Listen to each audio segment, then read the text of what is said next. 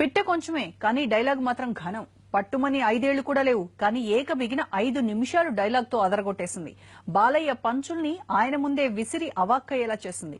లేపాక్షి ఉత్సవాల్లో special attraction గా నిలిచిన అమ్మాయిని మీరు చూడండి. తినే ఫుడ్ మారుతుంది, పనుకునే బెడ్ మారుతుంది. బ్లడ్ అయితే మాట్లా bloody full same colour same power. Dubai లో వచ్చామని పిలిపించి కళ్ళ ముందు రంగుల ప్రపంచాన్ని చూపిస్తారు. అది నమ్మి పొట్ట చేత పని ఇక్కడికి వస్తే పాచి పనులు చేపిస్తారు. అదేంటని అడితే పాస్పోర్ట్ లెక్క లోడం పడేస్తారు. నీ వాళ్ళ తిండి లేక తిరిగి లేక 3000 మంది తెలుగు వాళ్ళు జైల్లో మగ్గుతున్నారు. ఆఖరికి సస్తే శవాన్ని ఇండియా పంపేది కూడా లేకుండా పోతుందిరా. సాయంత్రం కల్లా పాస్పోర్ట్ నిలబిసిలో ఉండాలి. వాళ్ళకి రావాల్సింది ఇచ్చి నాకు పంపించాలి, లేదంటే సెంటర్ లో నన్నే కొడతావా? పోనీ అడ్రస్ ఇంటికి వచ్చి కొడతా. నాకు బ్యాడ్ హ్యాబిట్స్ ఉంది. లైఫ్ లో కొన్ని వినకూడదు, కొన్ని చోటు ఫిక్స్ అవుతా. పొరా పాటు నా కంటి కనిపించిన చూపు వినిపించిన టెంపర్ వేస్తుంది. ఫ్లూట్ జింక ముందు ఊదు, సింహం ముందు కాదు. జనాన్ని భయపెట్టాలని చూస్తావా? భయపెడతాం. మా రాజకీయం అంటే దమ్ముంటే ఎదురుగా వచ్చి ఢీ కొట్టా. రాజ్యం తినే ఫుడ్ లో ఉందేమో, నాకు బ్లడ్ లో ఉందిరా. Bloody full. నన్ను అనవసరంగా కెలుపుతున్నావు. నాకు తిక్క రేగిందా? నీకు తిక్క రేగాలేమో, నాకు 24 hours ఆన్ లో ఉంటుంది. ఇంకా నువ్వు కాకే నీ గడదాడతా. అరుపు తట్టుకోలేవు. అంటే నన్ను కొడతావా? ఏమే నేను చేసే పని కెడుతూ చెప్తే ఎక్కడో కాతుంది. ఇప్పుడే చంపేస్తా. Sir please sir. ఎస్పీ గారు, నాకు పేషెంట్ చాలా తక్కువ. సిస్టమ్ మీద రెస్పెక్ట్ ఇప్పటికే ఆగాను. మీరు వాడతారా, నన్ను వాడుకోమంటారా? సార్ జై నేను జైలు నుండి వచ్చిన నెక్స్ట్ పీరియడ్ నువ్వు ఉండవు. నువ్వు భయపడితే భయపడాను. ఓటు అనుకోను చోటర్ని కాల్చబడుస్తానా కొడక్క.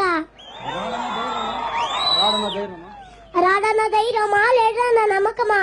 నేను ఎక్కడున్నా నాన్నకు వాళ్ళు ఇక్కడ ఉంటారు. వాళ్ళని టచ్ చేస్తే ఏమవుతుందో కొడుకు చాతనే అర్థమైండాలి.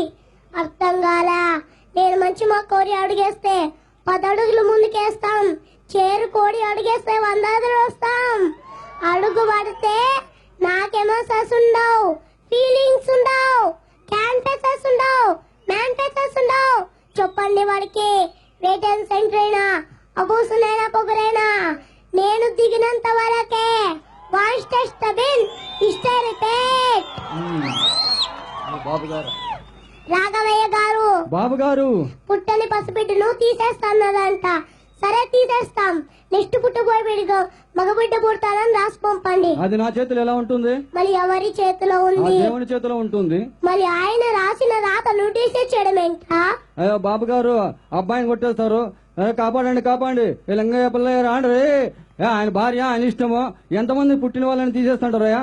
ఊరిని కాపాడంలో తప్పు లేదు, అది ధర్మం. కానీ పుట్టని పసిబిడ్డను తీసేస్తానంటే దానికి సపోర్ట్ చేయడానికి వచ్చాడు చూడు, అందుకే కొట్టా.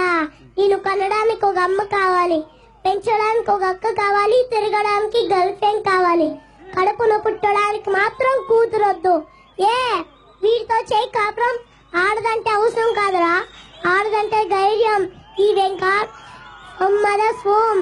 చివరికి దేవుడైన తల్లి కడుపునే పుట్టాలి.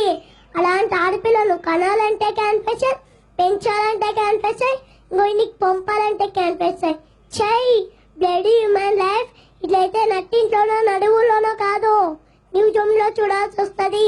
వినా స్త్రీయ జనం నా స్త్రీ, వినా స్త్రీయ గణం నా స్త్రీ. స్త్రీ లేకపోతే గణం లేదు, స్త్రీ లేకపోతే సృష్టిలో జీవం లేదు, స్త్రీ లేకపోతే సృష్టి లేదు. అయిన వాళ్ళకి కష్టం వస్తే అరగంట ఆలస్యంగా వస్తాడేమో, అదే ఆడపిల్ల కష్టం వచ్చిన క్షణం కూడా ఆగను. దాన్ని ఇలా పంపించా. లయన్, దాన్ని ఇలా పంపించా. అమ్మాయి కంటూ పేరుంటుంది, సంస్కారం ఉంటే సీతనో గీతనో అని పేరు పెట్టిలు. దాని అంట వెంట ఫూల్. శ్రీకృష్ణ భగవాన్ మొదలు భగవద్గీత బోధిస్తాను. భగవద్గీత యుద్ధానికి ముందుంటుంది. అది విని నువ్వు మారకపోతే చచ్చాక వినిపిస్తుంది. ఇప్పుడే వింటావా, చచ్చాక వింటావా? ఇప్పుడే వింటా. ఎక్స్రేలు కొందరు కొడితే ఎక్స్రేలో కనబడుతుంది, మరి కొందరు కొడితే స్కాన్ లో కనబడుతుంది. అదే నేను కొడితే హిస్టరీలో వినపడుతుంది. చూడు ఒకవైపు. చూడు ఒకవైపే చూడు, రెండో వైపు చూడాలని ట్రై చేయకు, మాడి మస్ అయిపోతావు.